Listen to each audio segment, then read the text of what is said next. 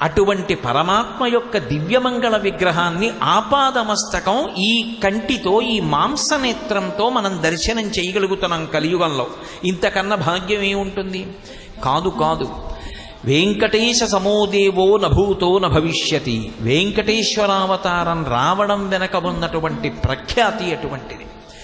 సాధారణంగా శ్రీ మహావిష్ణువు యొక్క అవతారమునందు దుష్ట సంహారం ఉంటుంది. నరసింహస్వామి వచ్చాడు అంటే హిరణ్యకశిపుణ్ణి సంహరించాడు ప్రహ్లాదుణ్ణి కాపాడడంతో పాటుగా.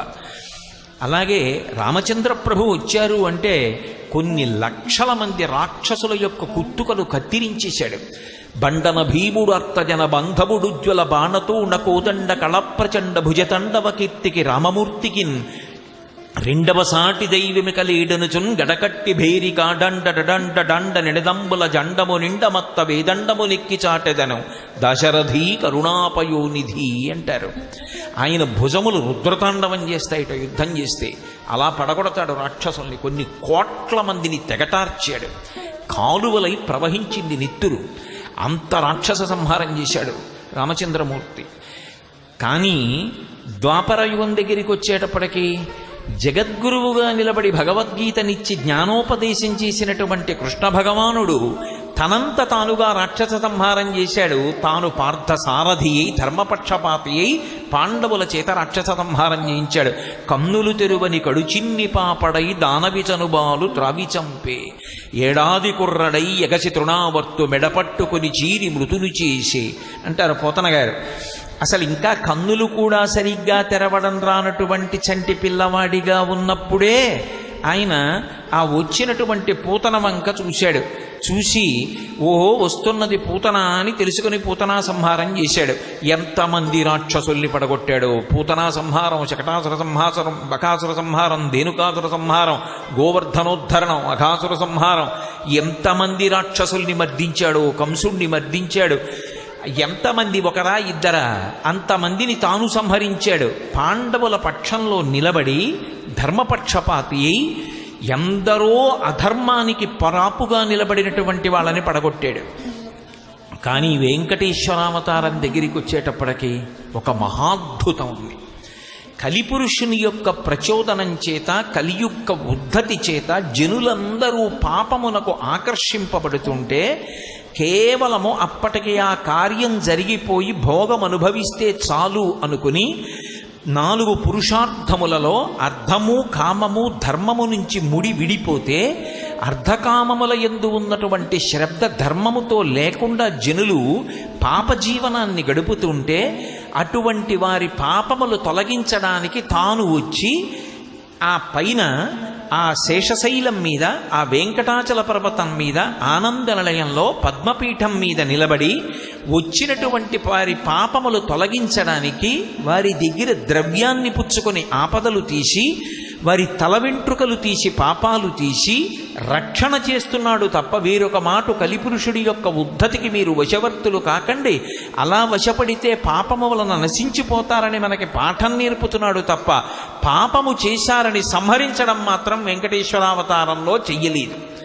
ఆయనే సంహారం చెయ్యడం మొదలు పెడితే నిజంగా ఇవాళ ఉన్నటువంటి పరిస్థితుల్లో ఎంతమంది వెళ్ళి స్వామి దగ్గర నిలబడగలం. కానీ పరమకారుణ్యంతో రక్షించడం వినా శిక్షించడం చెయ్యనటువంటి మహానుభావుడు, ఆపదమొక్కులవాడు. అంతేకాదు, ఆయన అవతారంలో ఒక విశేషమైనటువంటి స్థితి ఉన్నది. పురాణంలో దీని గురించి మాట్లాడతారు. ప్రత్యేకించి ఆ వైఖానస ఆగమంలో అత్రి మహర్షి, కశ్యపుడు, అలాగే మరీచి, భృగువు, వీళ్ళు నలుగురు చేసినటువంటి పూజా విధానము ఏది ఉన్నదో దాన్నే ఇప్పటికీ వెంకటాచల క్షేత్రంలో కూడా అనుసంధానం చేస్తారు.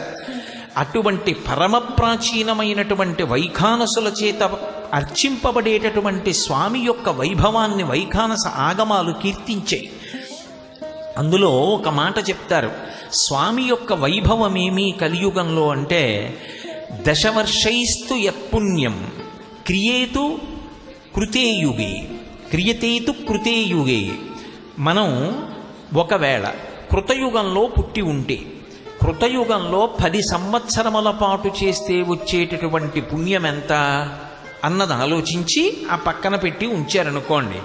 అదే పుణ్యాన్ని త్రేతాయాం ఏకవర్షేణ, కృతయుగంలో 10 సంవత్సరములు చేస్తే వచ్చేటటువంటి పుణ్యం త్రేతాయుగం దగ్గరికి వచ్చేటప్పటికి 1 సంవత్సరం చేస్తే వస్తుంది. ఎందుచేత? కృతయుగంలో ధర్మము 4 పాదాలతో ఉంటుంది. త్రేతాయుగం దగ్గరికి వచ్చేటప్పటికి 1 పాదం క్షీణిస్తుంది. ఆ కారణం చేత మనసు పెట్టి ఈశ్వరుని చేత చెప్పబడినటువంటి కర్మలను అనుష్ఠించడం చాలా కష్టం అవుతుంది. అందుకే దశవర్షైస్తు యత్పుణ్యం క్రియతేతు కృతే యుగే, కృతయుగంలో 10 సంవత్సరములు చేస్తే వచ్చేటటువంటి పుణ్యం త్రేతాయుగంలో 1 సంవత్సరం చేస్తే వస్తుంది. అదే ద్వాపరే పంచమాసేన, త్రేతాయుగంలో 1 సంవత్సరం చేస్తే కృతయుగంలో 10 సంవత్సరములు చేసిన పుణ్యంతో సమానమైతే, కృతయుగంలో 10 సంవత్సరముల పాటు చేసినటువంటి పుణ్యం కానీ త్రేతాయుగంలో సంవత్సరం చేసిన పుణ్యం కానీ సమానం ఏదవుతుంది అంటే ద్వాపర యుగంలో 5 నెలలు చేసినటువంటి పుణ్యం. ఎందుకంటే ద్వాపర యుగం దగ్గరికి వచ్చేటప్పటికి ధర్మము మరింత క్షీణించిపోతుంది. తద్దినేన కలవు యుగి తత్ఫలం కోటిగుణితం. అదే కలియుగం దగ్గరికి వచ్చేటప్పటికి 1 రోజు పుణ్యం చేసినా చాలు. అది కృతయుగంలో 10 సంవత్సరములు చేసిన పుణ్యంతో సమానమైనటువంటి పుణ్యంగా పరిగణిస్తాడు. ఇది కలియుగంలో మనుష్యులు పొందినటువంటి అదృష్టం. అందుకే వ్యాస భగవానుడు ఒకానొకప్పుడు సరస్వతీ నదీ తీరంలో స్నానం చేస్తున్నాడు. స్నానం చేస్తున్నవాడు కలియుగం వస్తోంది, ఆ కలియుగంలో ఉండేటటువంటి ప్రజలకి ఆయుర్దాయం తక్కువైపోతుంది, అలసులు మందబుద్ధియుతులు అల్పతరాయువులు ఉగ్రరోగ సంకలితులు మందభాగ్యులు సుకర్మములివ్వియు చెయ్యజాలరీ కలియుగమందు మానవులు కావున ఎయ్యది సర్వసౌఖ్యమయ్యలబడు ఏమిటంబడము ఆత్మకు శాంతి మునీంద్ర చెప్పవే అని భాగవతాన్ని రచించి ఇచ్చాడు మహానుభావుడు. అటువంటి వ్యాసుడు సరస్వతీ నదీ తీరంలో స్నానం చేసి చిన్నపిల్లవాళ్ల ఎగిరి గంతులేస్తున్నాడు. ఎగిరి గంతులేస్తూ కలిస్సాదుహు కలిస్సాదుహు అని అరిచాడు. శిష్యులు పరుగు పరుగును వచ్చారు. ఎందుకు మహానుభావ నువ్వు అంతటి ఉత్కృష్టమైనటువంటి స్థితిలో ఉన్నటువంటి వాడివి, సాక్షాత్తు నారాయణుడవు, వేద విభాగం చేసిన వాడివి, 18 పురాణములు ఇచ్చిన వాడివి, బ్రహ్మసూత్రములు ఇచ్చిన వాడివి, భారతాంతర్గతంగా భగవద్గీతనిచ్చినటువంటి వాడివి, ఇంత గొప్పవాడివి చిన్నపిల్లవాడిలా గంతులేస్తున్నావు, దేని కారణం చేత కలిస్సాదుహు, కలియుగం ఎందుచేత గొప్పదని అడిగారు. భాగవతంలో చెప్తారు ఈ రహస్యాన్ని. కలియుగానికి మిగిలిన యుగాలకి ఒక విషయంలో భేదం ఉంటుంది. మిగిలిన యుగాల్లో సంకల్పం చేస్తే సరిపోదు. మిగిలిన యుగాల్లో ఏదో ఒక పుణ్యకార్యాన్ని చెయ్యాలి, చేస్తేనే మీరు చేశారన్న ఫలితం ఇస్తారు.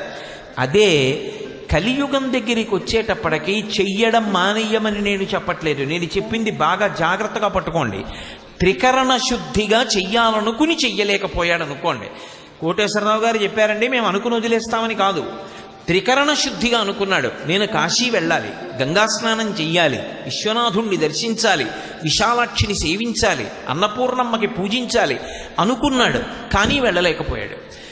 త్రికరణ శుద్ధిగా అనుకుని కూడా వెళ్ళలేకపోతే ఆయన కాశీ వెళ్ళినట్టు, గంగా స్నానం చేసినట్టు, విశ్వనాథుణ్ణి సేవించినట్టు, అన్నపూర్ణమ్మని విశాలాక్షిని పూజించినట్లు ఆయన ఖాతాలో వేసేస్తారు. ఎందుకని అంటే కలియుగంలో సంకల్పం ప్రధానమై ఉంటుంది. అందుచేతనే కలియుగం దగ్గరికి వచ్చేటప్పటికీ కృతయుగంలో చేసిన 10 సంవత్సరముల పుణ్యాన్ని